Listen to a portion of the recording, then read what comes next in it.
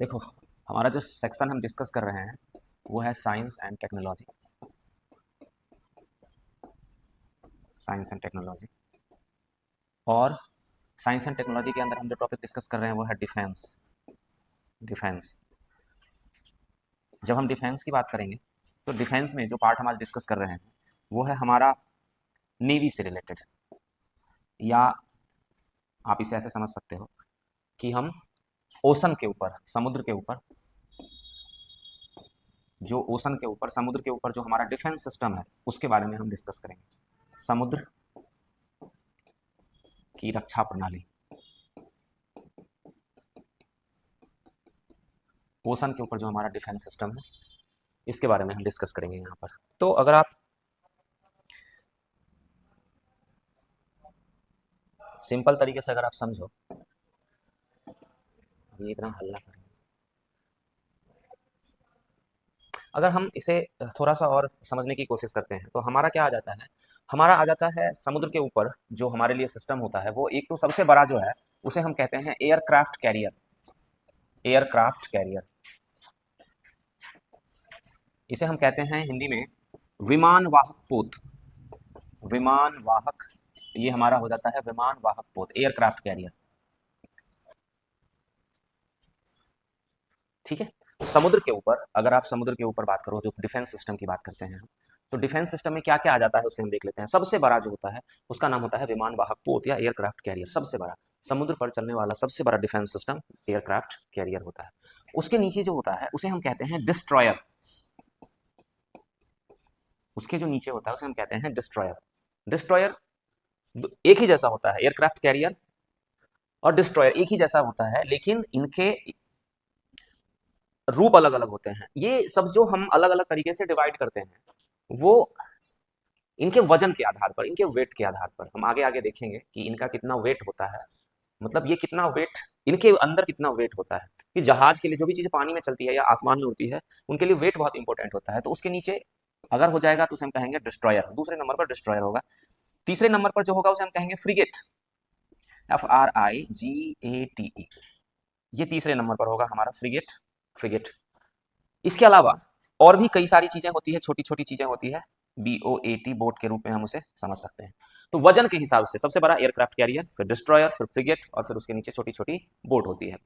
इसके अलावा और अगर आगे आप देखो तो एक इंपॉर्टेंट पार्ट जो हमारा होता है उसे हम कहते हैं सबमरीन। तो एक पार्ट होता है हमारा सबमरीन। सबमरीन, सबमरीन जिसे हिंदी में हम कहते हैं पनडुब्बी। पनडुब्बी में कौन सा नौ होता है, सही है, होता है पनडुब्बी। तो एक हमारा हो जाता है पनडुब्बी। तो पनडुब्बी भी बहुत इंपॉर्टेंट होता है। और समुद्र में चलने वाली एक खास तरह की मिसाइल भी होती है जिसे हम कहते हैं टॉरपीडो। टॉरपीडो, समुद्र में चलने वाली एक खास तरह की मिसाइल होती है जिसे हम कहते हैं टॉरपीडो। तो ये अलग अलग वर्ड हमें डिस्कस करना पड़ेगा। टॉरपीडो, जैसे भारत के टॉरपीडो की बात करें तो भारत के जो टॉरपीडो हैं उनका नाम भारत ने रखा है वरुणास्त्र। भारत का जो टॉरपीडो है उसका नाम रखा है वरुणास्त्र। तो इन्हीं को हमें इस टॉपिक में हमें इन्हें ही पढ़ना है कि जब हम समुद्र में अपने डिफेंस सिस्टम की बात करेंगे तो क्या क्या उसमें हो जाएगा। उसमें एयरक्राफ्ट कैरियर होगा, डिस्ट्रॉयर होगा, फ्रिगेट होगा, बोट होगा, सबमरीन्स होंगे और टॉरपीडो होंगे। ठीक है, अब हमें पहुंच जाना है अपने टॉपिक पे। वन बाय वन सारी चीज़ों को हम डिस्कस करेंगे। इसे मैंने अलग अलग जगह से पढ़ा है तो आपको इसे उसी फॉर्मेट में मिल जाएगा, इसलिए बहुत घबराना नहीं है इसमें। सबसे पहला है हमारा एयरक्राफ्ट कैरियर, सबसे बड़ा है वजन में एयरक्राफ्ट कैरियर, हिंदी में विमान वाहक पोत। समुद्र में तैरता हुआ एक विशाल एयरबेस है, मिलिट्री एयरबेस। मैं हिंदी में लिखा हुआ है, मैं इसे इंग्लिश में भी आपको बताता चलूंगा। समुद्र में तैरता हुआ फ्लोटिंग एयरबेस ना। एयरबेस क्यों कहा जाता है, जैसे ये फोटो में आप देख ही रहे हो यहाँ पर, इसकी विशेषता क्या होती है, इस पर फाइटर प्लेन्स होते हैं, इसीलिए इसे एयरक्राफ्ट कैरियर कहा जाता है। मतलब ऐसा कैरियर जिसपे एयरक्राफ्ट रखे जाते हैं। तो इस पर क्या होता है कि बड़े बड़े लड़ाकू विमान होते हैं, वहीं से उड़ान भरते हैं और वहीं पर उनकी लैंडिंग होती है। तो इसलिए ये बहुत बड़ा होता है। यह एक ऐसा युद्धपोत है जिस पर runway, flight deck, flight deck क्या होता है, जहां पर से विमान उड़ता है और आता है, जिससे लड़ाकू विमान, हेलीकॉप्टर और ड्रोन उड़ान भर सकते हैं और वापस लैंड कर सकते हैं। यह नौसेना की युद्धक क्षमता को समुद्र के बीच तक ले जाने के लिए इस्तेमाल होती है। इसे तैरता हुआ किला भी कहते हैं। ये सब इतना ज्यादा जानने की जरूरत नहीं है, सिर्फ हमें यह समझना है कि एयरक्राफ्ट कैरियर क्या होता है। एयरक्राफ्ट कैरियर पानी में घूमता हुआ एक फ्लोटिंग, फ्लोटिंग क्या होता है, मिलिट्री एयरबेस होता है। मिलिट्री मिलिट्री एयरबेस, और जिसे हम फ्लाइट रनवे भी कह सकते हैं। यहां से ड्रोन्स, हेलीकॉप्टर्स, फाइटर प्लेन्स उड़ान भर सकते हैं। जैसे इसकी कुछ विशेषताओं की बात कर लो तो हमने ये देख ही लिया, समुद्री एयरबेस है। इसके जो है हमारा एक साथ 30 से 40 से अधिक फाइटर जेट को अपने साथ रख सकता है। हम आगे देखेंगे भारत के पास भी है। इसका बहुत इंपॉर्टेंस है, बहुत सारी चीजें नहीं है इसमें। जब हम किसी चीज को, इंटरनेट की यही एक बहुत बड़ी बुराई होती है, हम पढ़ने के लिए 2 चीज जाते हैं और हमें बता देता है 200 चीज। तो हम इनमें से जो जरूरी चीज है वो निकालेंगे और हम उसे पढ़ेंगे। तो क्या चीज है हमारे पास? एयरक्राफ्ट कैरियर क्या है? एयरक्राफ्ट कैरियर क्या है, इसे हमें बहुत अच्छी तरह से समझना है। एक ऐसा समुद्र में चलने वाला एक ऐसा मिलिट्री बेस है जहां पर से हम फाइटर प्लेन्स को उड़ान भरवा सकते हैं, उसकी लैंडिंग करवा सकते हैं। तो ये एक इंपॉर्टेंट पार्ट होता है नेवी के लिए। अब यहाँ पर हम देखते हैं, ये इंग्लिश में भी है थोड़ा सा, अगर हमें इंग्लिश की जरूरत हो तो हम इसे देख सकते हैं। अब हम एक बार भारत की बात कर लेते हैं। यहाँ पर क्या भारत के पास एयरक्राफ्ट कैरियर है? दुनिया के पास एयरक्राफ्ट कैरियर है। कई देश ऐसे हैं, कुछ ही देश आप कह सकते हो, सारे देश ऐसे नहीं है, कुछ ही देश ऐसे हैं जिनके पास एयरक्राफ्ट कैरियर है। जिसमें भारत की बात करें तो भारत के पास पहला एयरक्राफ्ट कैरियर, जो अभी कितने भारत के पास एयरक्राफ्ट कैरियर है, तो एक है हमारा INS विक्रमादित्य। यहाँ पर ये गलत इन्फॉर्मेशन, कई बार जब आप इंटरनेट से पढ़ते हो तो कई बार गलत इन्फॉर्मेशन भी आ जाती है वहां पर, उसे भी हमें ध्यान रखना है। यहाँ पर लिखा हुआ है कि INS विक्रमादित्य की अधिकतम गति 30,000 किलोमीटर प्रति घंटा है ना, जबकि ये गलत है, 30 नॉटिकल माइल प्रति घंटा होती है। तो ये हमें ध्यान रखना है। मैं आगे आपको बताता जाऊंगा। INS विक्रमादित्य हमारा एयरक्राफ्ट कैरियर है। भारत का एयरक्राफ्ट कैरियर INS विक्रमादित्य है। इसकी अधिकतम गति 30 से 32 नॉट्स, नॉट्स को कहते हैं नॉटिकल माइल्स। पानी में हम जब डिस्टेंस को मेजर करते हैं तो हम उसे नॉटिकल माइल्स से रिप्रेजेंट करते हैं। तो ये 30 से 32 नॉटिकल माइल्स का मतलब होता है लगभग 56 से 59 किलोमीटर प्रति घंटा, किलोमीटर पर आवर की स्पीड से ये चल सकता है। इस पर मिसाइल सिस्टम भी लगे हुए होते हैं, इसका डिफेंस भी बहुत जरूरी होता है।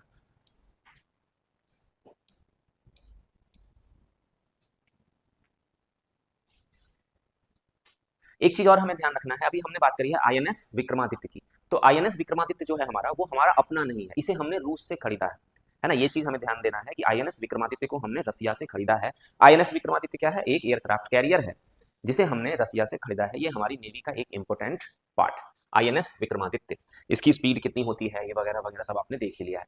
दूसरा जो हमारा है एयरक्राफ्ट कैरियर, उसका नाम है INS विक्रांत। ये दूसरा हमारा एयरक्राफ्ट कैरियर है जिसका नाम है INS विक्रांत। ये हमने कहां बनाया है? कोच्चि शिपयार्ड लिमिटेड, भारत का दूसरा एयरक्राफ्ट कैरियर INS विक्रांत है, जो हमारा स्वदेशी है। ये हमने खुद से ही बनाया है। ये भारत का स्वदेशी एयरक्राफ्ट कैरियर है जिसे हमने कहां बनाया है? कोच्चि शिपयार्ड लिमिटेड में हमने बनाया है इसे, कोच्चि शिपयार्ड लिमिटेड। और एयरक्राफ्ट कैरियर है तो हम इस पर क्या करते हैं? फाइटर प्लेन्स को हम इस पर डालते हैं। कौन कौन सा है? MiG-29K, कामोव, MS-60 वगैरह वगैरह, ये सारी चीजें।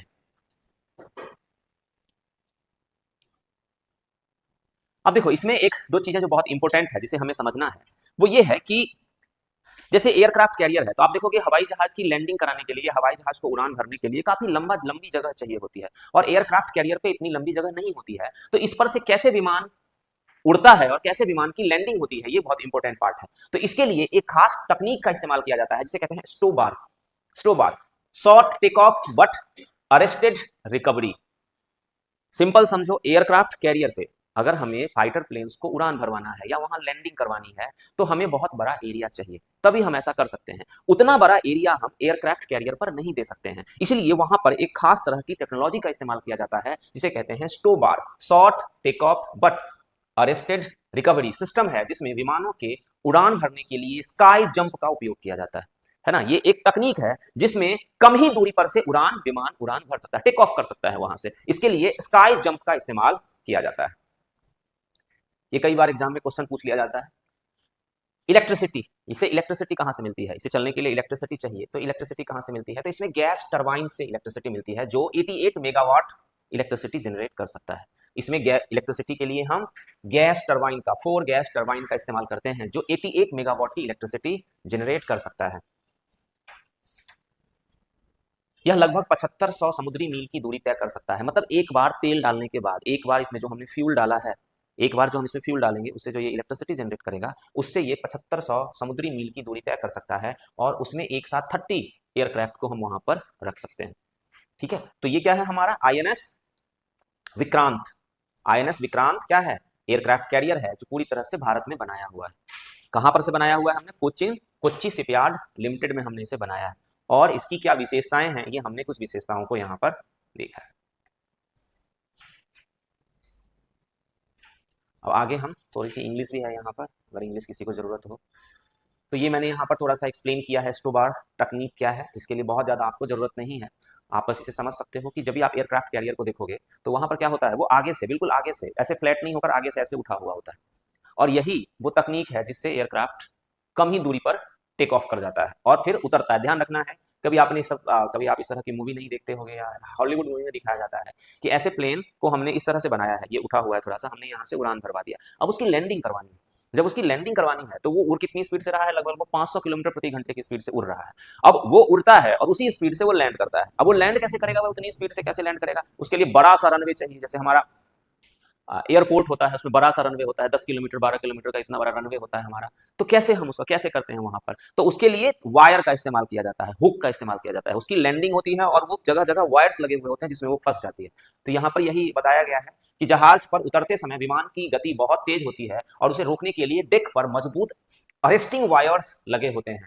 विमान के पीछे एक हुक होता है जो इन तारों में फंसकर विमान की कुछ ही मीटर की दूरी पर, विमान उतरा, तार लगे हुए होते हैं, वो तारों से रोकने का काम करते हैं, पीछे से हुक लगा होता है, हुक उस तार में फंस जाती है और विमान की स्पीड धीरे धीरे कम हो जाती है। तो इस पूरे सिस्टम को हम कहते हैं स्टोबार सिस्टम। तो कभी ऐसा पूछ ले एग्जाम में तो हमें ध्यान रखना है, आईएनएस जैसे हम नाम यूज करते हैं आईएनएस, तो आईएनएस का मतलब क्या होता है, इंडियन नेवल शिप। जैसे आईएनएस की बात हम जब भी करेंगे तो आईएनएस का मतलब हो जाएगा आईएनएस में इंडियन नेवल शिप, है ना। यहाँ पर कई बार ये भी क्वेश्चन पूछ लिया जाता है कि हम अलग अलग जो हमारे पास है उसमें हम एयरक्राफ्ट कैरियर में बिजली बनाने के लिए क्या क्या चीज़ें इस्तेमाल करते हैं। तो अभी हमने देखा है यहाँ पर, आप समझ सकते हो, जैसे हमारा विक्रांत है तो अभी अभी हमने इसमें देखा है कि गैस टरबाइन का हमने इस्तेमाल किया जो 88 मेगावाट इलेक्ट्रिसिटी जनरेट कर सकता है, आईएनएस विक्रांत। और अगर हम आईएनएस विक्रमादित्य की बात करें तो ध्यान रखना है इसमें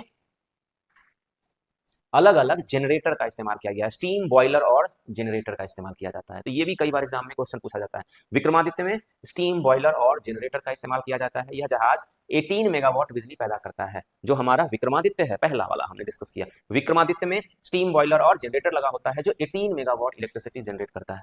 अगर कम इलेक्ट्रिसिटी जनरेट करता है तो आप क्या कहोगे, इसे बार बार फ्यूल चाहिए होगा, है ना। समुद्र में रहने वाली, जैसे आप अगर लैंड पर कहीं पर हो तो वहां पर आपको जगह जगह फ्यूल स्टेशन मिल जाएंगे, लेकिन समुद्र में आपको जगह जगह फ्यूल स्टेशन नहीं मिलेंगे। इसलिए वो वाले एयरक्राफ्ट कैरियर ज्यादा अच्छे होते हैं जो फ्यूल डालने के बाद ज्यादा दूर तक जा सकते हैं। तो विक्रमादित्य जो है 18 मेगावाट इलेक्ट्रिसिटी पैदा कर सकता है और ये हमारे लिए बहुत ज्यादा बेनिफिशियल, उतना ज्यादा नहीं है लेकिन फिर भी इंपॉर्टेंट है हमारे लिए। और आप इसकी बात करो तो ये हमारे पास जो हमने एडवांस वर्जन बनाया है विक्रांत, वो कितना कर सकता है, 88 मेगावाट बिजली पैदा कर सकता है। तो ये ज्यादा बड़ा है, ज्यादा बेनिफिशियल है हमारे लिए। ये हमने पहले ही डिस्कस किया हुआ है, आईएनएस विक्रमादित्य जो है, जो हमने रूस से खरीदा है ये।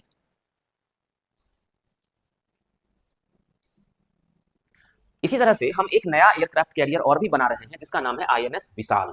तो ध्यान रखना है हमें, आईएनएस विक्रमादित्य, आईएनएस विक्रांत, और तीसरा जो हम अपना बना रहे हैं वो होगा हमारा आईएनएस विशाल।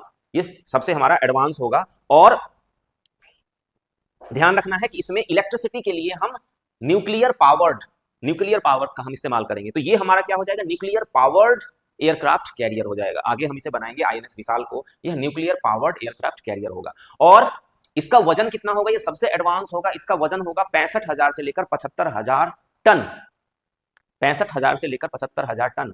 और इसमें हम कौन सी टेक्नोलॉजी इस्तेमाल करेंगे, देखना एक चीज ध्यान रखना है कि दो तरह की टेक्नोलॉजी होती है। एयरक्राफ्ट को टेक ऑफ करने के लिए और एयरक्राफ्ट को लैंड करने के लिए दो तरह की टेक्नोलॉजी हम इस्तेमाल करते हैं, जो मैंने आपको अभी ऊपर बताया है।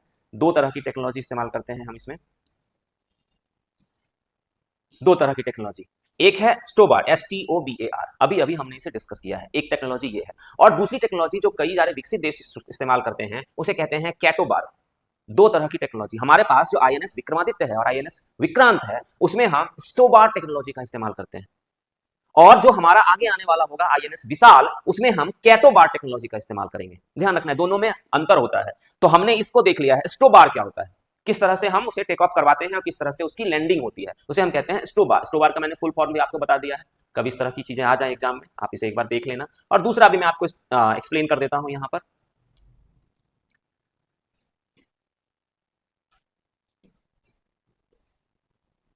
इसे हम कहते हैं catapult assisted take off but arrested recovery.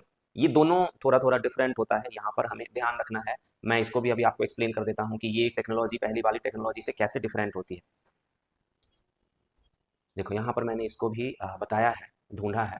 कैटोवा full form catapult assisted take off but arrested recovery है। यह विमानवाहक पोतों में इस्तेमाल होने वाली एक एडवांस टेक्नोलॉजी है जो क्या काम करता है। इसमें ज़्यादा समझने की जरूरत नहीं है, हमें इसे थोड़ा सा हम समझ लेते हैं।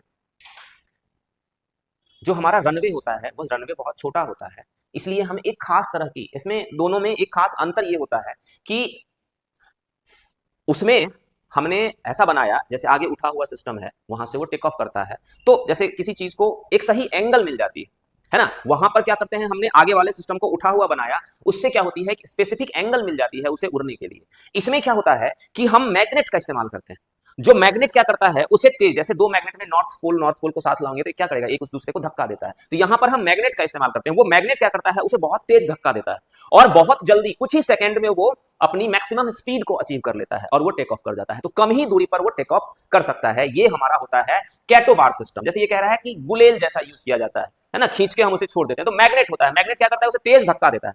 तेज धक्का देने की वजह से वो बहुत जल्दी ही उड़ान भरने लायक, टेक ऑफ करने लायक स्पीड को अचीव कर लेता है। तो कभी आप इस एरोप्लेन के बारे में पढ़ो तो एरोप्लेन लंबी दूरी तक पहले चलती और चलने के बाद फिर वो टेक ऑफ करती है, तो उसमें क्या होता है, उसको टेक ऑफ करने के लिए एक स्पीड चाहिए होती है, उसी स्पीड पर वो टेक ऑफ करेगी। जैसे 250 से 300 किलोमीटर प्रति घंटे की स्पीड से ही वो टेक ऑफ करेगी, उससे कम स्पीड से वो टेक ऑफ नहीं करेगी। तो हमें क्या करना पड़ेगा, वो स्पीड, जैसे एरोप्लेन उठती है तो एरोप्लेन पहले चलती जाती है दूर तक, धीरे धीरे धीरे धीरे अपनी स्पीड को अचीव करती है और फिर वो टेक ऑफ करती है। लेकिन एयरक्राफ्ट कैरियर पर हमारे पास उतनी जगह नहीं होती है, उतनी स्पेस नहीं होती है कि उतने दूरी तक वो चलता रहे और फिर वो स्पीड अचीव करे। तो हमें क्या करना पड़ता है, जल्दी ही उसे उस स्पीड को अचीव करवाना होता है। तो हम यहाँ पर इस सिस्टम में, कैटोबार सिस्टम में, हम मैग्नेट का इस्तेमाल करते हैं जो उसे पुश करता है, धक्का देता है और बहुत जल्दी ही वो 250 से 300 किलोमीटर पर आवर की स्पीड को अचीव कर लेता है। देखो 2 से 3 सेकंड में ही वह 250 किलोमीटर प्रति घंटा से अधिक की रफ्तार पर पहुंच जाता है और फिर वो वहां से टेक ऑफ कर लेता है। फिर उतरने के लिए हम, ये तो हमने टेक ऑफ के लिए, फिर लैंडिंग के लिए हम वही पुराने वाले सिस्टम का ही इस्तेमाल करते हैं। जब उसकी लैंडिंग होती है तो तार में वो फंस जाती है और फिर वो अपनी स्पीड धीरे धीरे उसकी कम हो जाती है। तो ये ध्यान रखना है हमें, ये बहुत इंपॉर्टेंट पार्ट होता है कि एयरक्राफ्ट कैरियर पर प्लेन की लैंडिंग कराने के लिए कौन सा सिस्टम इस्तेमाल किया जाता है। दो तरह का सिस्टम इस्तेमाल किया जा रहा है। पहला सिस्टम जो है उसे हम आईएनएस विक्रमादित्य और आईएनएस विक्रांत में इस्तेमाल कर रहे हैं, जबकि विकसित देश जैसे यूएसए, जैसे ब्रिटेन, जैसे और भी कई सारे जो विकसित देश हैं, जैसे चाइना भी, वो ये दूसरे वाले सिस्टम का इस्तेमाल करता है। तो इसमें क्या होता है, बहुत छोटे रनवे की जरूरत होती है हमें।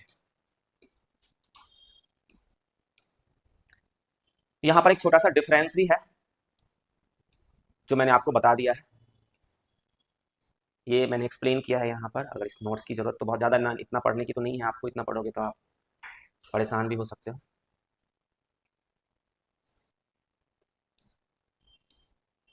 अब हम यहाँ पर आ जाते हैं कि जो हमने स्वदेशी हमने एयरक्राफ्ट कैरियर बनाया है, वो एयरक्राफ्ट कैरियर हमने कहाँ पर बनाया है। जो हमने जो अपना एयरक्राफ्ट कैरियर बनाया है, वो एयरक्राफ्ट कैरियर हमने कहाँ पर बनाया है। तो हमने अपना एयरक्राफ्ट कैरियर आगे भी हमने डिस्कस किया था, कोचिन शिपयार्ड लिमिटेड में हमने बनाया है। यह भारत की सबसे प्रमुख और आधुनिक जहाज निर्माण, शिप बिल्डिंग और शिप रिपेयर कंपनी है, कोचिन शिपयार्ड लिमिटेड। कोचिन कहाँ है हमारा, केरला में है। तो हम यहाँ पर जो हमने अपना बनाया है एयरक्राफ्ट कैरियर, वो कोचिन शिपयार्ड लिमिटेड में बनाया है। इसकी स्थापना 1972 में हुई थी और यह भारत की एक मिनी रत्न कंपनी भी है, ये भी हमें ध्यान रखना है। कोचिन शिपयार्ड लिमिटेड, ये जो हमारा एयरक्राफ्ट कैरियर है, आईएनएस कौन सा, विक्रमादित्य नहीं बनाया हमने, आईएनएस विक्रमादित्य को हमने खरीदा है। हमारा दूसरा कौन सा है, आईएनएस विक्रांत, वो हमने यहां बनाया है। और तीसरा आईएनएस विशाल हम यहां पर बना रहे हैं। ठीक है, ओके, चलो। अब हमने एयरक्राफ्ट कैरियर के बारे में पढ़ लिया। एयरक्राफ्ट कैरियर जो समुद्र में चलने वाला सबसे बड़ा टूल होता है, हमारा वेपन सिस्टम होता है, जिसपे हम कुछ भी लगा सकते हैं। आप समझ लो कि उस पे सबसे टफ क्या है, सबसे टफ है एरोप्लेन फाइटर क्राफ्ट की लैंडिंग, तो हम वो भी करवाते हैं। उस पर मिसाइल भी हो सकती है, उस पर गन भी हो सकते हैं, ये सारी चीजें हम उस पर लगा सकते हैं, एयरक्राफ्ट कैरियर पर लगा सकते हैं। बहुत सारे, मतलब समझ लो समुद्र में चलता फुरता एक क्या है, एक सिस्टम है जिसमें बहुत सारी चीजें हो सकती है। बहुत कम देश ऐसे हैं जिनके पास अपना एयरक्राफ्ट कैरियर है। अगर आपसे कभी पूछा जाता है कि कौन कौन से देश ऐसे हैं जिनके पास अपना एयरक्राफ्ट कैरियर है, तो आप बता सकते हो यूएसए, रसिया, ब्रिटेन, फ्रांस, चाइना, इंडिया। यही देश ऐसे हैं, 6 देश ऐसे हैं जिनके पास अपना एयरक्राफ्ट कैरियर है। विमानवाहक पोत हैं। यूएसए, रसिया, ब्रिटेन, फ्रांस, चाइना और इंडिया। यही 6 देश ऐसे हैं जिनके पास अपना एयरक्राफ्ट कैरियर है। अपना ध्यान रखना है, अपना का मतलब क्या होता है, बनाने की क्षमता की बात कर रहा हूं मैं।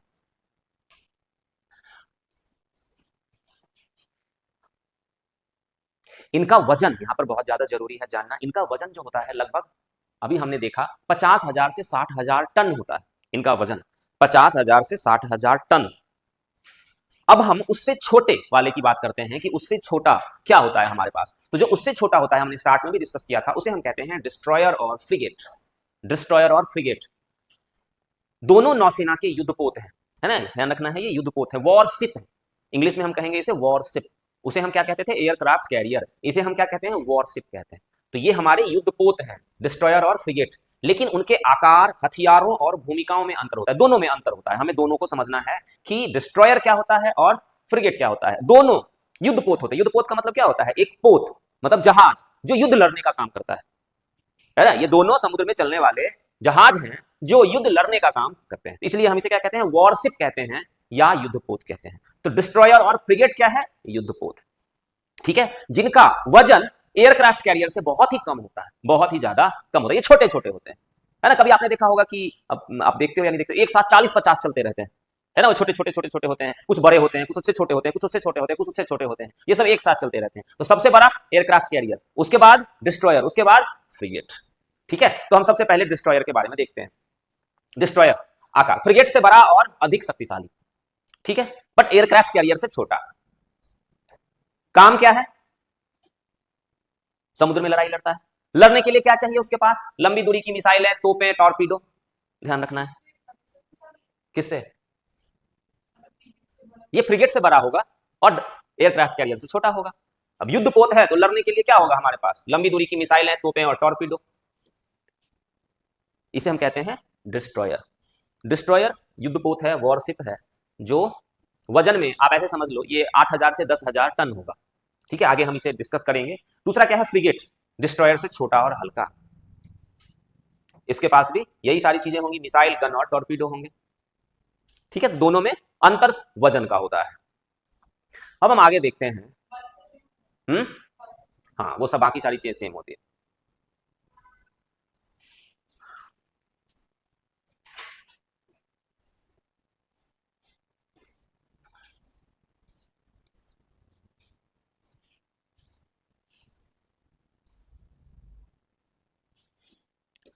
अब जरा भारत के बारे में देख लेते हैं।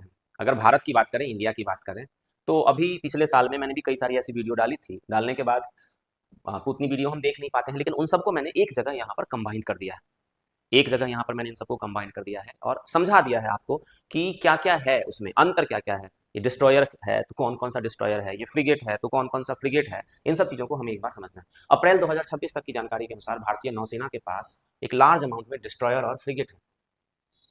अब जरा सा इसे समझते हैं कि कौन सा डिस्ट्रॉयर है और कौन सा फ्रिगेट है।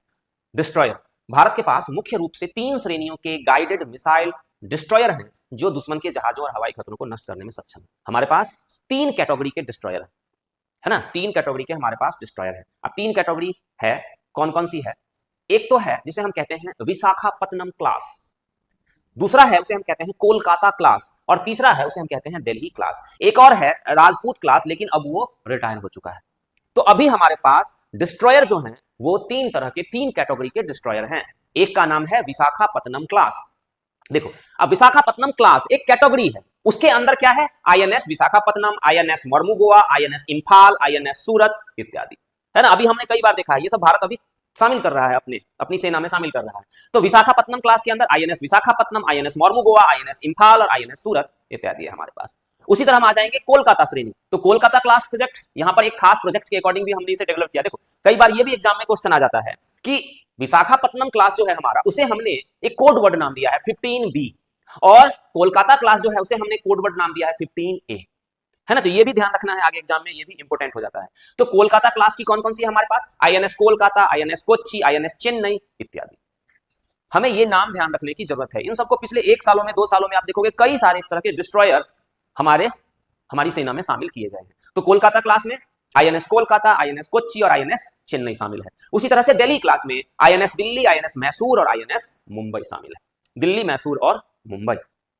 तो इसे हमें समझना है कि हमारे पास डिस्ट्रॉयर 3 क्लास के हैं। विशाखापत्तनम क्लास 15B प्रोग्राम के अकॉर्डिंग बनाए गए हैं, कोलकाता क्लास 15A प्रोग्राम के अकॉर्डिंग बनाए जा रहे हैं, और दिल्ली क्लास, इसका कोई नाम नहीं दिया गया है लेकिन इसमें अलग अलग जगह पर अलग अलग शामिल है।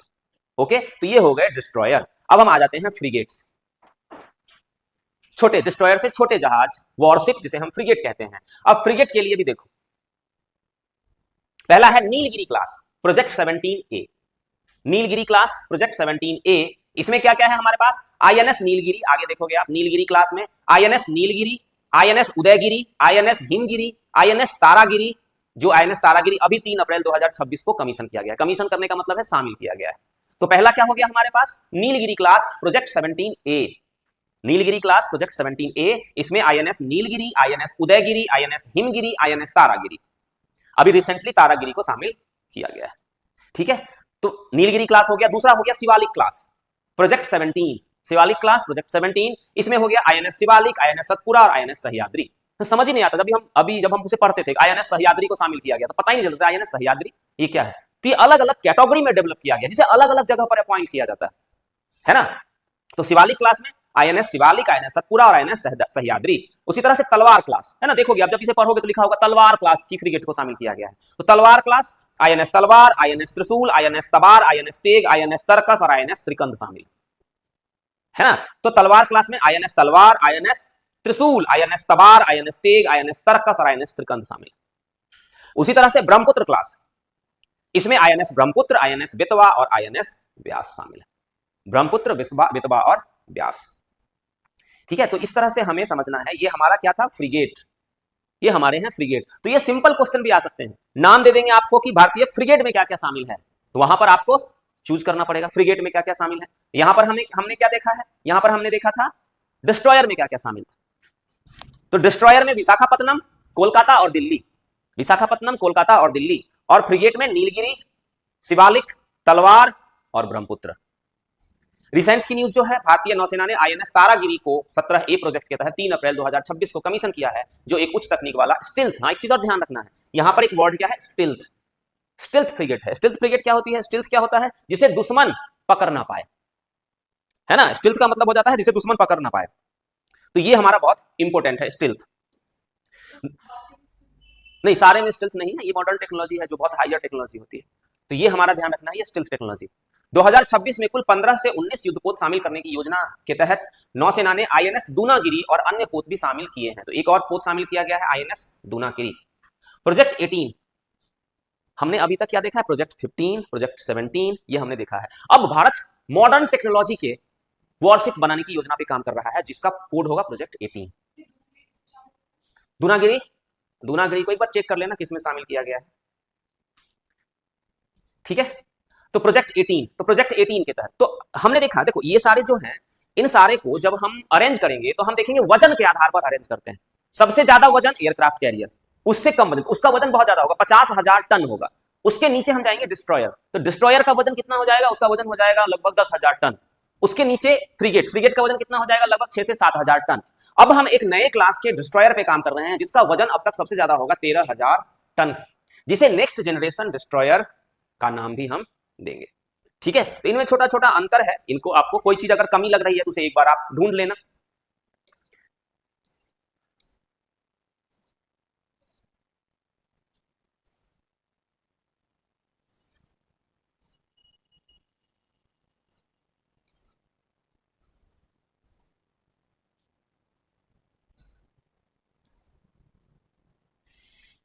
देखना, एक चीज ध्यान रखना है कि हम जैसे हम इसका क्या इस्तेमाल करते हैं, तो देखो ये भी ध्यान रखना होता है कि जो डिस्ट्रॉयर होता है वो ज्यादा पावरफुल होता है, तो हम उसको एग्रेसिव रोल के लिए रखते हैं, आक्रामक भूमिका के लिए रखते हैं, हवाई सुरक्षा और वगैरह वगैरह। खैर ये ज्यादा बहुत ज्यादा नहीं होता है इंपॉर्टेंट, लेकिन फिर भी कभी इस तरह में एग्जाम में क्वेश्चन आ जाए। तो फ्रिगेट, जो फ्रिगेट होता है उसका काम क्या होता है? एंटी सबमरीन वॉरफेयर और स्कॉट के लिए हम इसका इस्तेमाल करते हैं। इतनी चीजों को तो जानने की जरूरत नहीं है। एक छोटा सा अंतर है यहाँ पर, जिसे आप देखोगे तो कुछ चीजें समझ में आ जाएंगी। ये अंतर किया गया है, आकार सबसे बड़ा एयरक्राफ्ट कैरियर, डिस्ट्रॉयर मध्यम, फ्रिगेट सबसे छोटा।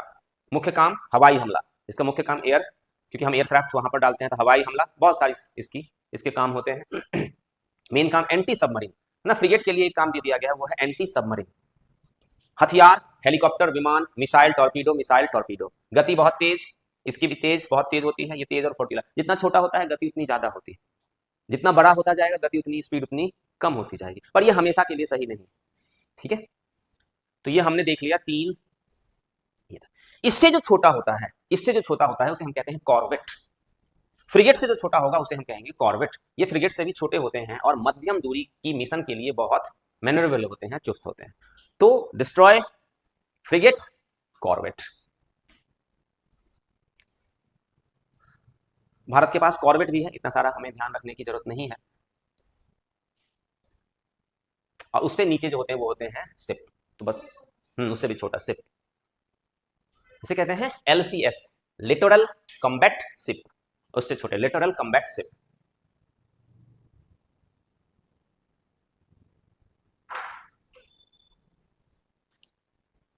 ठीक है, अब आगे चलते हैं।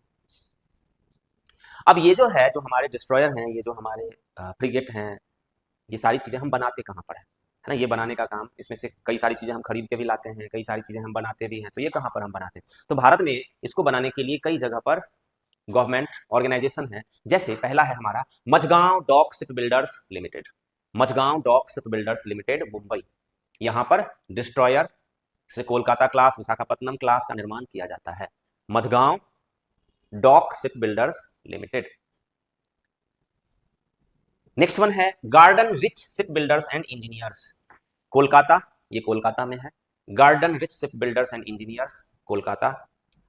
प्राइवेट है एक, Larsen and Toubro shipyard, Kattupalli, Chennai.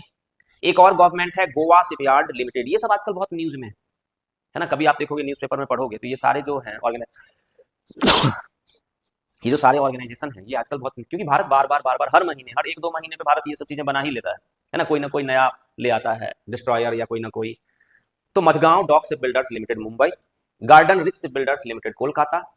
Goa ship builders limited, Goa. Larsen and Toubro ship builders, Kattupalli, Chennai.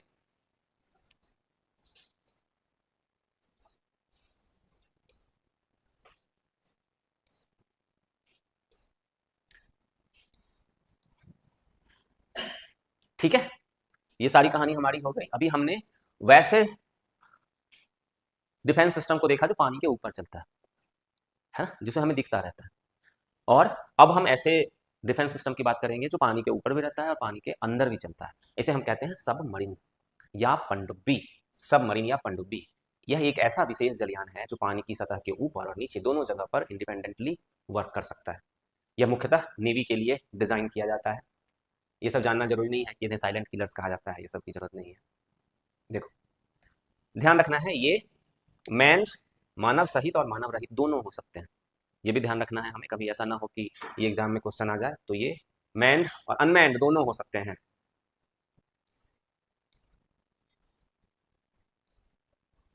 इन्हें इलेक्ट्रिसिटी कहाँ से मिलती है? तो इनमें से मैक्सिमम जो होते हैं उन्हें डीजल इलेक्ट्रिसिटी मिलती है। डीजल इलेक्ट्रिसिटी, उसमें जनरेटर लगे हुए होते हैं। लेकिन आजकल नए क्लास के बन रहे हैं जिन्हें कहते हैं न्यूक्लियर पावर्ड सबमरीन। तो जब हम सबमरीन की बात करें, सबमरीन क्या है? सबमरीन एक ऐसा डिफेंस सिस्टम है जो पानी के ऊपर भी होता है, पानी के नीचे भी चल सकता है। यह मैन्ड भी होता है, अनमैन्ड भी होता है। और इसमें जो हमें एनर्जी मिलती है वो एनर्जी मैक्सिमम डीजल इलेक्ट्रिक होती है। आजकल नए क्लास के न्यूक्लियर पावर्ड सबमरीन का भी हम यूज कर रहे हैं। अब हम जरा देखते हैं भारत के पास क्या क्या है। भारत के पास क्या क्या है? तो भारत के पास मुख्य रूप से 16 से अधिक कन्वेंशनल, कन्वेंशनल का मतलब हो जाएगा जो डीजल इलेक्ट्रिसिटी पे चलेगा, उसे हम कहते हैं कन्वेंशनल। और 2 से 3 न्यूक्लियर पावर्ड सबमरीन भी है। न्यूक्लियर पावर्ड सबमरीन, ध्यान रखना है, भारत उन गिने चुने देशों में शामिल है जिसके पास न्यूक्लियर पावर्ड सबमरीन है। कुछ ही देश ऐसे हैं जिनके पास, एक तो कुछ ही देश ऐसे हैं जिनके पास सबमरीन है, उसमें से कुछ ही देश ऐसे हैं, 3 ही देश ऐसे हैं, 4, यूएसए, रसिया, चाइना और इंडिया। ये 4 ही देश ऐसे हैं जिनके पास न्यूक्लियर पावर्ड सबमरीन है, परमाणु से चलने वाला सबमरीन। अब देख लेते हैं हम यहां पर भारत के पास कौन कौन सी सबमरीन है।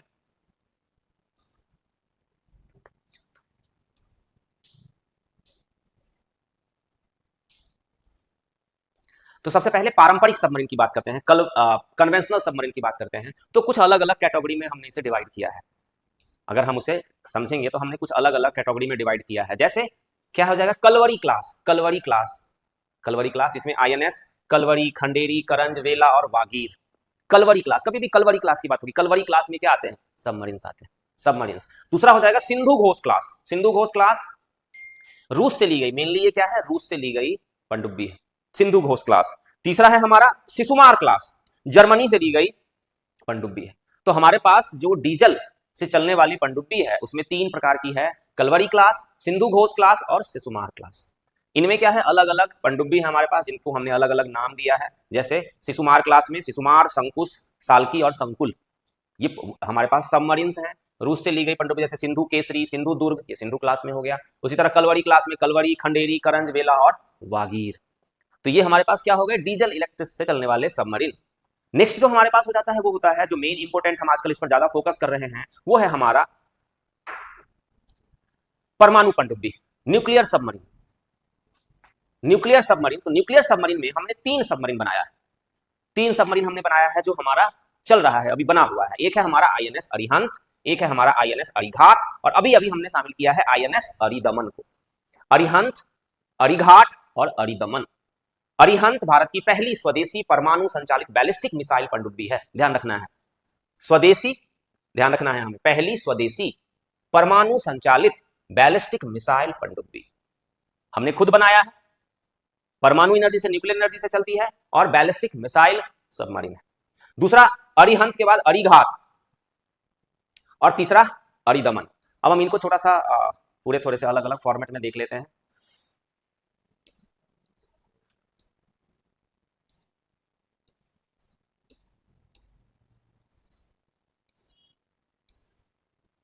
भारत की परमाणु पनडुब्बी, nuclear submarine, Arihant class, Aridhaman, इन सबको हमने नाम दिया है अरिहंत क्लास। ये अरिहंत क्लास के नाम पर ही हमने इन तीनों को बनाया है।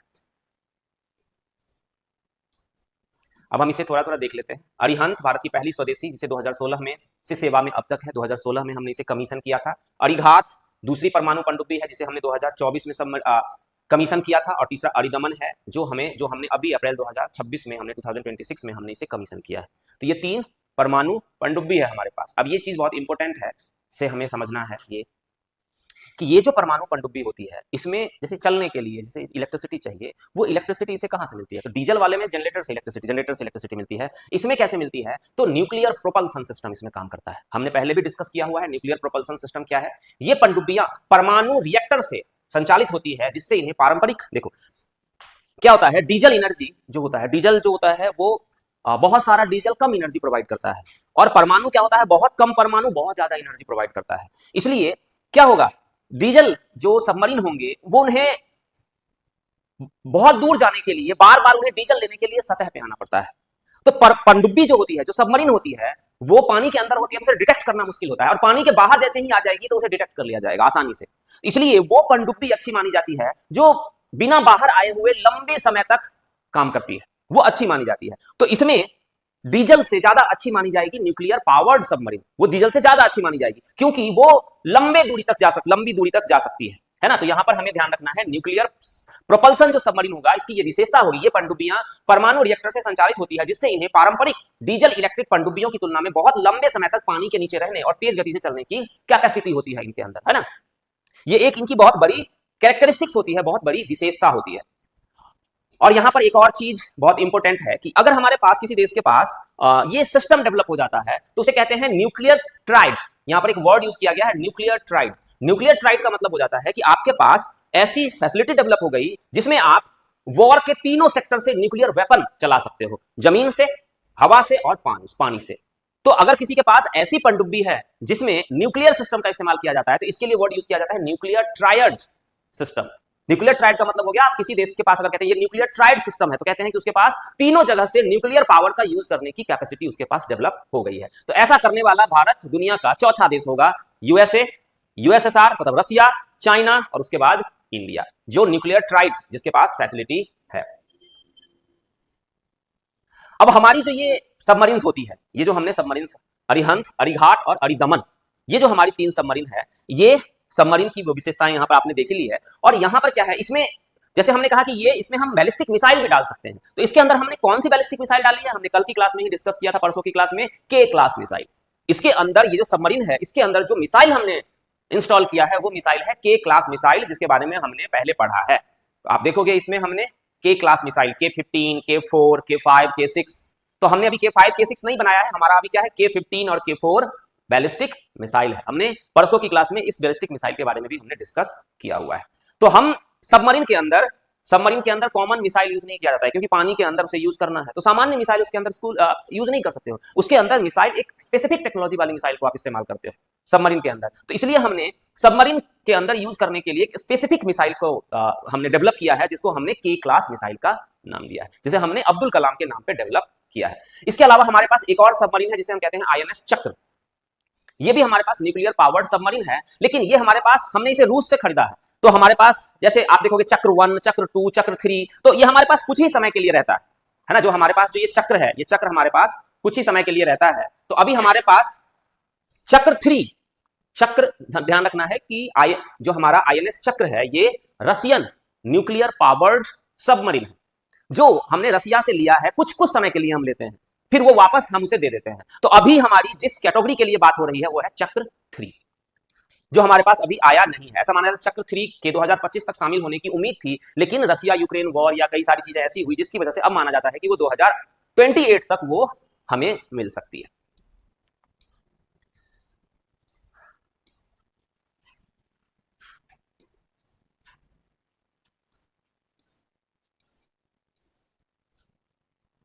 यहां पर मैंने इसे एक्सप्लेन कर दिया है, आपको बता भी दिया है, इसकी ज्यादा जरूरत नहीं है। अब अच्छा, अब एक चीज यहां पर है, बहुत इंपॉर्टेंट पार्ट है, कभी भी एग्जाम में आपसे पूछा जाता है। जैसे मैंने कहा कि ये जो न्यूक्लियर पावर्ड सबमरीन है, तो न्यूक्लियर पावर्ड सबमरीन के अंदर हमें क्या करना है, न्यूक्लियर से एनर्जी बनानी है।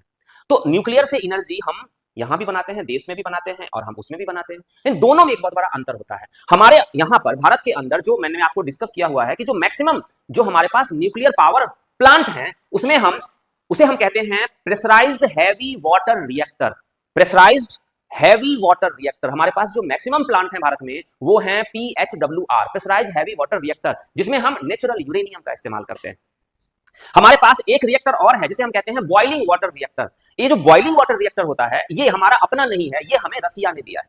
ध्यान रखना है दोनों में अंतर। हमारा मैक्सिमम रिएक्टर कौन सा है, PHWR, pressurised heavy water reactor, और एक जो हमारा रिएक्टर है वो है हमारा बॉइलिंग वाटर रिएक्टर। दोनों में अंतर क्या होगा, जो प्रेशराइज्ड हैवी वाटर रिएक्टर है, इसमें फ्यूल में नेचुरल यूरेनियम का इस्तेमाल किया जाएगा, और बॉइलिंग वाटर रिएक्टर में फ्यूल के रूप में एनरिच यूरेनियम का इस्तेमाल किया जाएगा। बॉइलिंग वाटर रिएक्टर में फ्यूल के रूप में एनरिच यूरेनियम, संवर्धित यूरेनियम का इस्तेमाल किया जाएगा।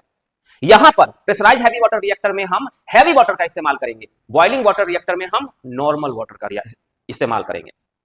तो हमने जो इस सबमरीन के अंदर जो हमने रिएक्टर बनाया है, वो रिएक्टर हमारा प्रेशराइज्ड हैवी वाटर रिएक्टर नहीं है। वो हमारा कौन सा रिएक्टर है, वो हमारा है boiling water reactor. Boiling water reactor, और ये बॉइलिंग वाटर रिएक्टर हमें बनाने में किसी ने हेल्प नहीं की है, ये हमारा खुद से बनाया हुआ बॉइलिंग वाटर रिएक्टर है। बहुत इंपॉर्टेंट पॉइंट है, इसे समझना आपके लिए बहुत जरूरी है। बॉइलिंग वाटर रिएक्टर के लिए हमें कौन सा यूरेनियम चाहिए, एनरिच यूरेनियम चाहिए। तो इसका मतलब है क्या, भारत के पास, मैंने पहले की क्लास में आपसे डिस्कस किया था कि भारत के पास न्यूक्लियर एनरिचमेंट की टेक्नोलॉजी नहीं है, लेकिन धीरे धीरे भारत न्यूक्लियर एनरिचमेंट की टेक्नोलॉजी डेवलप करता जा रहा है, लेकिन अभी पूरी तरह से डेवलप नहीं किया है उसने। तो हमने क्या किया, यहां पर जो हमने अरिहंत क्लास की सबमरीन है, उसमें हमने प्रेशराइज, यहां पर क्या ध्यान दिया, pressurise light water reactor PWR का हमने इस्तेमाल किया है। ये बॉइलिंग वाटर रिएक्टर के जैसा ही है, लेकिन थोड़ा सा डिफरेंट है ना। तो हमने यहां पर क्या इस्तेमाल किया है, इसके लिए जो हम यहां से जो कितनी इलेक्ट्रिसिटी जनरेट होगी, 83 मेगावाट की इलेक्ट्रिसिटी यहां से जनरेट होगी, और उसके लिए हमने किस तरह का रिएक्टर इस्तेमाल किया है, प्रेशराइज लाइट वाटर रिएक्टर। नाम pressurise light water reactor, light water हम सामान्य पानी का इस्तेमाल करेंगे, और एनरिच यूरेनियम का इस्तेमाल करेंगे फ्यूल। इन रिएक्टरों में अत्यधिक समृद्ध यूरेनियम, हाईली एनरिच्ड यूरेनियम का इस्तेमाल। मैंने आपको बताया था कि यूरेनियम का एनरिचमेंट 3 कैटेगरी में होता है, low enrich uranium, medium enrich uranium और हाई एनरिच यूरेनियम। ये क्या था, मैंने आपसे पहले भी डिस्कस किया हुआ है, अभी फिर से मैं डिस्कस नहीं करूंगा, नहीं तो आप परेशान हो जाओगे। तो हमें बस ये ध्यान रखना है कि कौन सा रिएक्टर है हमारा, PWR, प्रेशराइज वाटर रिएक्टर।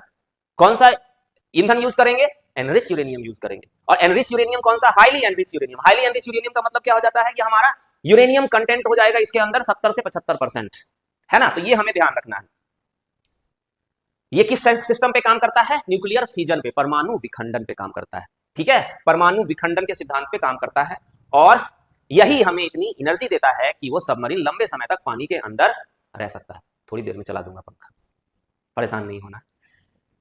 ठीक है, क्लियर है? कभी भी आपसे पूछा जाता है कि ये जो है न्यूक्लियर पावर्ड सबमरीन में कौन से सिस्टम पे काम करेगा? न्यूक्लियर फ्यूजन पे काम करेगा। कभी उसे फ्यूजन लिख दे, फ्यूजन नहीं, फिजन, टूटता है वहां पर। और हम कौन से यूरेनियम का इस्तेमाल करते हैं? हाईली एनरिच यूरेनियम का इस्तेमाल करते हैं। कौन सा रिएक्टर होता है हमारा? Pressurised light water reactor, PWR reactor है, उसका नाम है PWR। ये मैंने क्वेश्चन पूछा क्या हमारे पास है? तो हमारे पास है, हम धीरे धीरे वो डेवलप कर रहे हैं। लेकिन अभी हमने इस रिएक्टर का इस्तेमाल बाहर नहीं किया है। अभी हम वहां कर रहे हैं इसका इस्तेमाल, लेकिन अभी हमने बाहर इसका इस्तेमाल नहीं किया है। लेकिन हम इस प्रोजेक्ट पे काम कर रहे हैं, इंडिजीनियस लाइट वाटर रिएक्टर, नागरिक क्षेत्र में विकास। अब हम इस पर वर्क कर रहे हैं। 900 मेगावाट का हम इस तरह का एक reactor, light water reactor develop कर रहे हैं। और ये डेवलप करने का काम कौन कर रहा है? Bhabha atomic research centre. ध्यान रखना है हमें कि भाभा एटॉमिक रिसर्च सेंटर ही ये काम कर रहा है, इस तरह का रिएक्टर बनाने का काम। ठीक है, अब भारत बड़े पैमाने पर बिजली उत्पादन के लिए अपना खुद का 900 मेगावाट का स्वदेशी light water reactor LWR develop कर रहा है। भाभा एटॉमिक रिसर्च सेंटर इस पर काम कर रहा है, जिसमें पनडुब्बी रिएक्टरों से प्राप्त अनुभव का उपयोग किया जा रहा है। ठीक है, तो हम उसी सिस्टम को यहां यूज करेंगे जो हमने सबमरीन में किया है।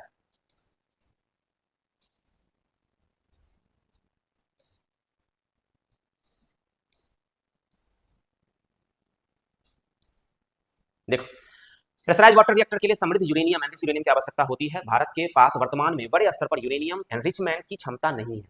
बड़े स्तर पर नहीं कर रहे हैं, छोटे स्तर पर हम कर रहे हैं, इसलिए यह नागरिक रिएक्टरों के लिए ईंधन आयात कर। तो अगर हम कभी बाहर भी बनाए इस तरह के रिएक्टर, तो हम क्या करेंगे? हमें एनरिच यूरेनियम इंपोर्ट करना पड़ेगा। एनरिच यूरेनियम मैंने बताया हुआ है कि वो किसी को कोई देता नहीं है। तो ये सब हमने पहले ही हमने इन सब चीजों को डिस्कस किया हुआ है, हम बार बार इसे डिस्कस नहीं करते हैं।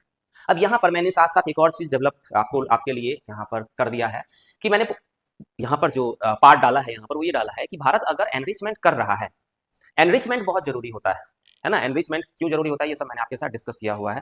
एनरिचमेंट का मतलब हो जाता है कि जैसे मैंने आपको बताया कि एक इतना बड़ा पत्थर है, इस पत्थर में काम की चीज कितनी है हमारी? 1%, और बाकी क्या है? बिना मतलब की चीज। तो हम क्या करेंगे? इस पत्थर में से काम की चीज की मात्रा बढ़ाएंगे। काम की चीज की मात्रा कितनी है? 1%। अगर हम काम की चीज की मात्रा को बढ़ा कर देते हैं 20%, तो हम उसे कहते हैं लो एनरिच यूरेनियम।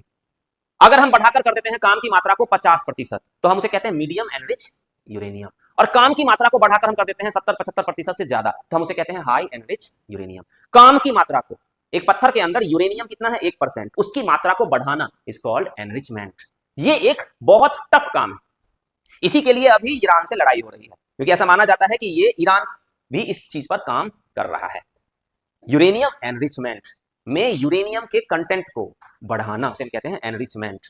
यूरेनियम एनरिचमेंट कई तरीके से किया जाता है, जिसमें से कुछ सिस्टम भारत भी डेवलप कर रहा है।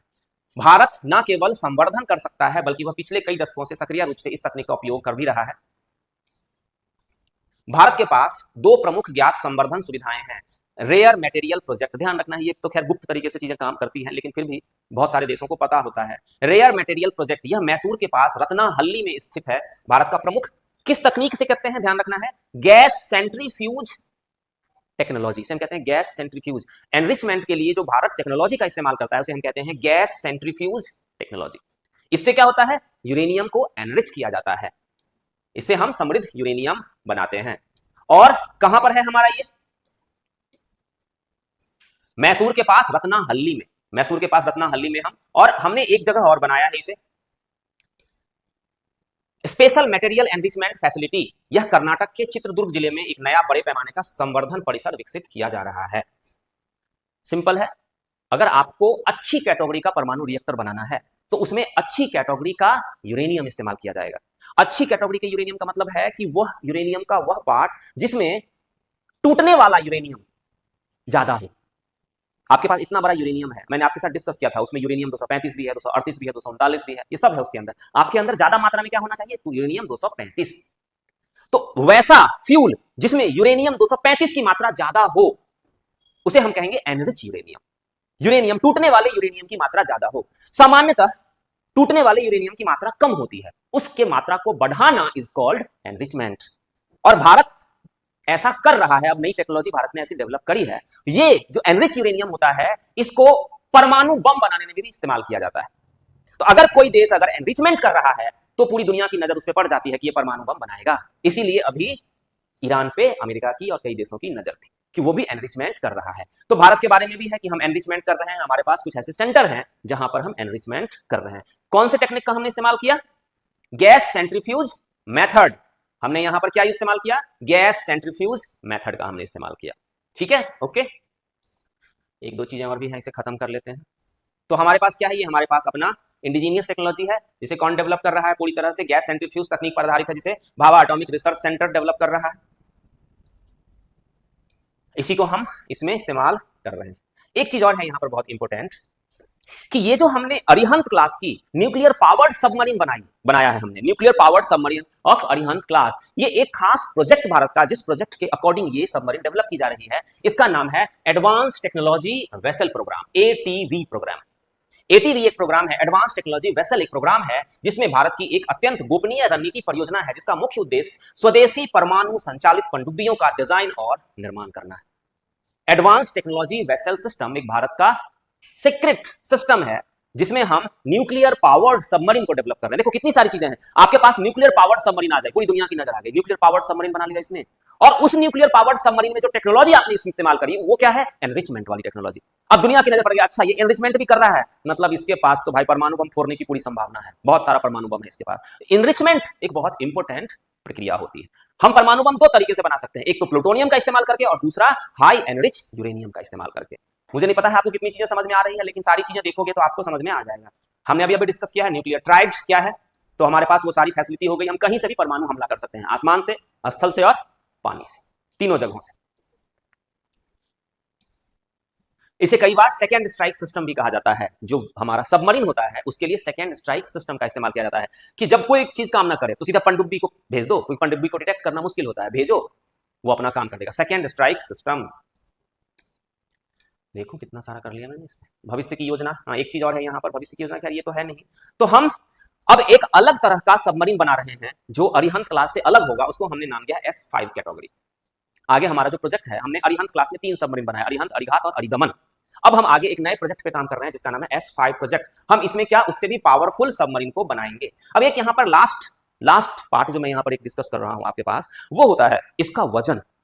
जैसे यहां पर हमने ये डिस्कस किया कि अरिहंत श्रेणी के जो सबमरीन होते हैं उनका वजन कितना होता है ना, उनका वजन कितना होगा। इसका मतलब है कि यहां पर एक छोटी सी चीज है, देखो यहां पर आप देखो कि भारत उन चुनिंदा देशों में शामिल हो जाएगा जिसके पास बहुत पावरफुल, बस सर आ गया, 2 मिनट बैठ के बस आ गया।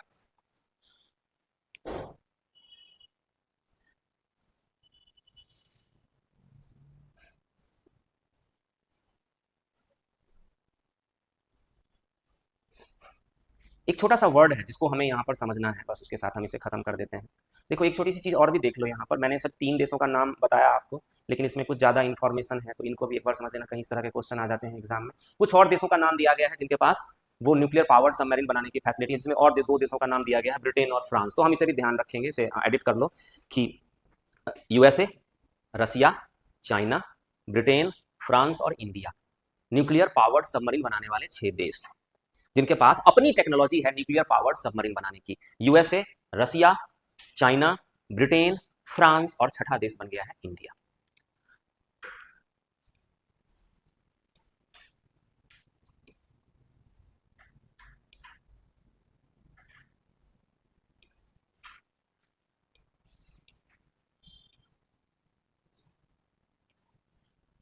चलो मैं इसको बाद में करवा दूंगा, इसको यहीं पे रोक देता हूँ, बहुत सारी चीजें हैं अभी। तो लास्ट में यहाँ पर ये हो सकता है आगे ये चीज हो ना हो, तो हम एक लास्ट ये समझ लेते हैं कि हमारे पास न्यूक्लियर पावर्ड सबमरीन हमने बनाया है, अरिहंत क्लास, अरिहंत, अरिदमन और अरिघात। अब हम आगे आने वाले समय में एक अलग प्रोजेक्ट पे काम कर रहे हैं जिसमें हम इससे पावरफुल सबमरीन बनाएंगे, इससे पावरफुल सबमरीन। इसे हमने नाम दिया S class submarine, S class submarine. अब किसी सबमरीन को पावरफुल क्यों बताते हैं, तो पावरफुल कैसे होगा, तो एक ऐसी चीज जिसमें हम उसके अंदर, जैसे आप एक बार, मैंने एक और टॉपिक यहाँ पर डाला है, अगर आप उसको देखोगे तो थोड़ी सी चीजें मुझे लगता है कि ज्यादा अच्छी समझ में आएगी, कि तीनों का की तुलना करके देख लेते हैं, तीनों की तुलना, अरिहंत, अरिघात और अरिदमन, इन तीनों को कंपेयर करके देख लेते हैं।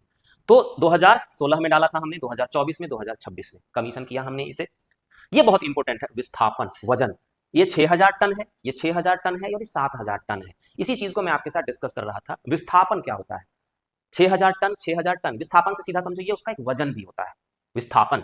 मिसाइल, इसमें 4 मिसाइल, इसमें 4 मिसाइल, वर्टिकल ट्यूब, मतलब कितने हम एक साथ कितने मिसाइलों को शामिल करके रख सकते हैं इसमें, 4 वर्टिकल ट्यूब, 4 वर्टिकल ट्यूब, इसमें डबल, ये ज्यादा पावरफुल है अभी हमने जो शामिल किया है। मुख्य हथियार K-15 12, इसमें 12, इसमें 24, K4 4 4 8, 83 मेगावाट, 83 मेगावाट और 83 मेगावाट, ये ध्यान रखना है, हमारे पास तीनों में सेम ही है, 83 83 83। ठीक है, चलो इसको बंद कर देते हैं, सर आ गए हैं तो बाद में